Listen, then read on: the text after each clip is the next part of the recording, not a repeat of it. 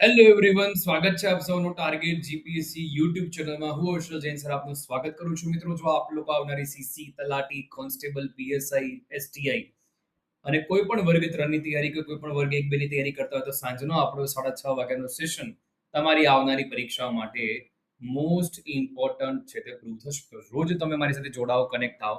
અમારી તૈયારી માટે અમે કટિબદ્ધ છીએ. તમને બેસ્ટ સ્ટુડન્ટની તૈયારી તમને કરાવું. જય શ્રી શ્યામ, કાર્ટૂન શર્મા બની જયો. મારું નામ હર્ષલ જૈન અને 7 વર્ષ કરતા વધુ ટીચિંગ એક્સપિરિયન્સ મને આ ફિલ્ડની અંદર છે. અને નીચે આપેલી એક્ઝામિનેશન મેં ક્લિયર કરી છે, જેનું નામ બધા જ અહીંયા મેં લખેલા છે. અમારી એપ્લિકેશન સરળ પાઠશાળા ડાઉનલોડ કરો, જ્યાં તમને ભાઈ તમામ પ્રકારના કોન્સેપ્ટ મળી જાય છે. ફ્રી પીડીએફ, ફ્રી કોર્સ છે, જીસીઆરટી એનસીઆરટી ની ચોપડીઓ છે, અમારા લખેલા હાથની જે છે બુક્સ છે, એનો પણ ફોટો તમને મળી જાય. ત્યાં બધું જ મળી જશે. તમે અહીંયા લાભ લઈ શકો છો. અમારી એપ્લિકેશન ફેનકોલ એપ્લિકેશન ડાઉનલોડ કરો, જ્યાં તમને તમામ પ્રકારના મૂંઝવણ ફ્રી ઓફ કોસ્ટ જે છે એ અમે તમને પ્રોવાઈડ કરીએ છીએ. કોઈ ચાર્જ એના માટે લેતા નથી. 1 to 1 વિડીયો કોલ થકી તમારા ડાઉટ સોર્ટ આઉટ કરાવી આપીએ છીએ. Telegram channel Harshal Jain GPSC અને સાથે આપણી આ બે એપ્લિકેશન, આ 3 ટોટલ લિંક છે મેં ડિસ્ક્રિપ્શન બોક્સમાં, કોમેન્ટ બોક્સમાં આપી છે. તમે ત્યાંથી જોડાઈ શકો છો. યુટ્યુબ ઉપર ડેલી સાંજે 6:30 વાગે ભાઈ મોક ટેસ્ટ કે થિયરી આવશે. તમારે તૈયાર રહેવાનું છે.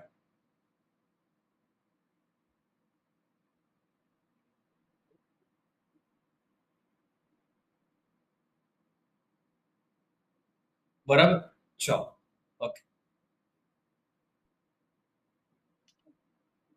સંસદના કાર્યો આપણે જોઈ ગયા હતા, બધી વસ્તુ આપણે જોઈ ગયા છે. અહીંયા તમને બતાવતો સ્લાઇડ એટલા માટે ઉભો રહી ગયો છું.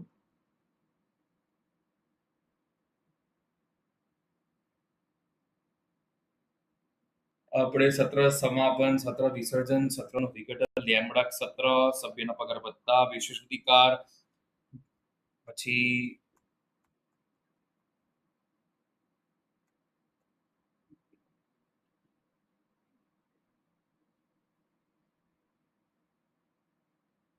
બરાબર.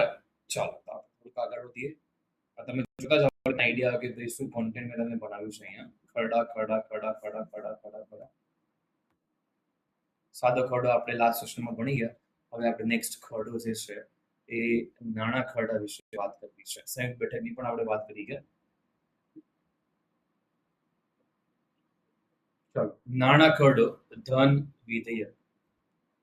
બંધારણના અનુચ્છેદ 110 ની અંદર જોગવાઈ કરવામાં આવી છે. બંધારણના અનુચ્છેદ 110 માં. અને આ ખરડાને માત્ર લોકસભામાં જ રજૂ કરાય, રાજ્યસભામાં તેને રજૂ કરી શકાય નહીં.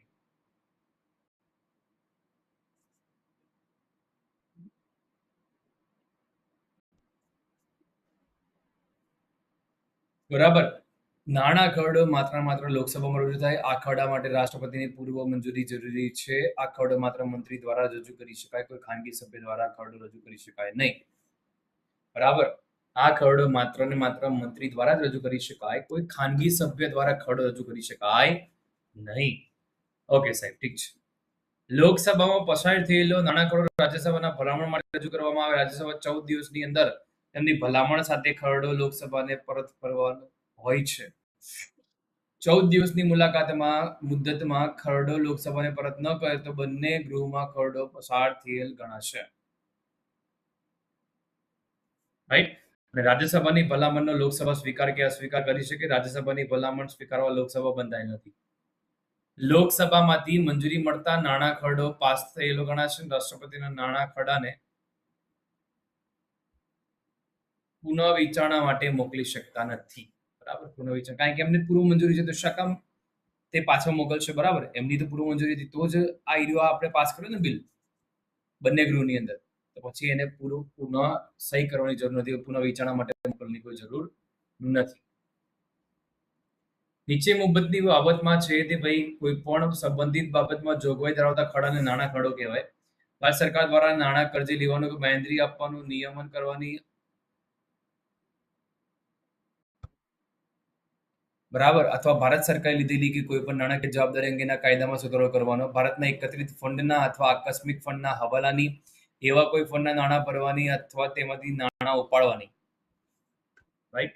આ બધી વસ્તુ છે તમારે ધ્યાનમાં રાખવાની રહેશે, કારણ કે આપણને આ ટાઈપના પ્રશ્નો કોઈ કર લાદવાની, ભૂત કરવાની, માફ કરવાની, એમાં ફેરફાર કરવાની અથવા તેનું નિયમન કરવાનું, ભારતના એકત્રિત ફંડમાંથી નાણાંનો વિનિયોગ કરવાની, કોઈ ખર્ચ અને ભારતના એકત્રિત ફંડ ખાતે ઉધારવાનું જાહેર કરવાની અથવા કોઈ ખર્ચની રકમ વધારવાની, ભારતના એકત્રિત ફંડ તથા ભારતના જાહેર હિસાબ ખાતે નાણાં પ્રાપ્ત કરવાની અથવા એવા નાણાંનો હવાલો રાખવાની કે નાણાં આપવાની અથવા સંઘ કે કોઈ પણ રાજ્યના હિસાબોનો ઓડિટ અંગેની અથવા ઉપરોક્ત બાબતે સંબંધિત કોઈ પણ બાબત હોય તો ભાઈ એ નાણાં ખરડા માટે વેલિડ ગણાશે આમાં. બરાબર. કોઈ ખરડો નાણાં ખરડો છે કે નહીં નક્કી કોણ કરશે ભાઈ? કોઈ ખરડો નાણાં ખરડો છે કે નહીં એ કોણ નક્કી કરશે? તો એ નક્કી કરવાની સત્તા છે તે ભાઈ લોકસભાના અધ્યક્ષના હાથમાં છે. અને દરેક ખરડા છે એના પર નિર્ણય અંતિમ રહેશે લોકસભાના અધ્યક્ષનો. દરેકના આ ખરડા ઉપર લોકસભાના અધ્યક્ષના હસ્તાક્ષર વાળા પ્રમાણપત્રનો શેરો હોવો જોઈએ. ત્યાર પછી જ ખરડાને રાષ્ટ્રપતિ સમક્ષ અનુમતિ માટે મોકલાય અથવા રાજ્યસભામાં મોકલવામાં આવે છે. રાઈટ. આપણે આટલી વસ્તુ ધ્યાનમાં રાખીશું આપણા આ ઇમ્પોર્ટન્ટ ટોપિકની અંદર.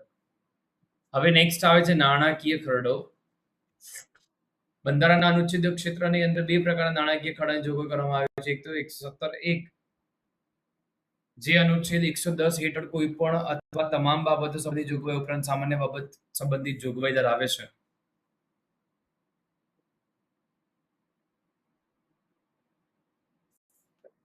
રાઈટ.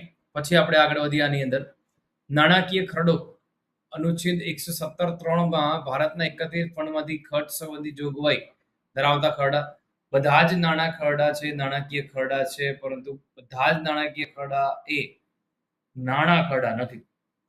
નાણાકીય ખરડો જે છે એ ભાઈ બજેટના સંદર્ભમાં રજૂ કર્યાના 75 દિવસની અંદર ગૃહમાં થી પસાર થઈ જવું.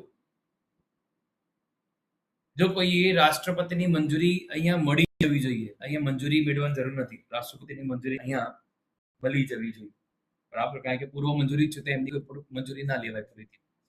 પણ યાદ રાખજો નાણાકીય ખરડો બજેટના સંદર્ભમાં રજૂ કર્યાના રાઈટ 75 દિવસની અંદર ગૃહમાંથી પસાર થઈ જવું જોઈએ. રાષ્ટ્રપતિની મંજૂરી મળી જવી જોઈએ. આ નાણાકીય ખરડાની આપણે વાત કરી રહ્યા છે. સરસ મજાની એવી બંધારણીય સુધારા ખરડો છે.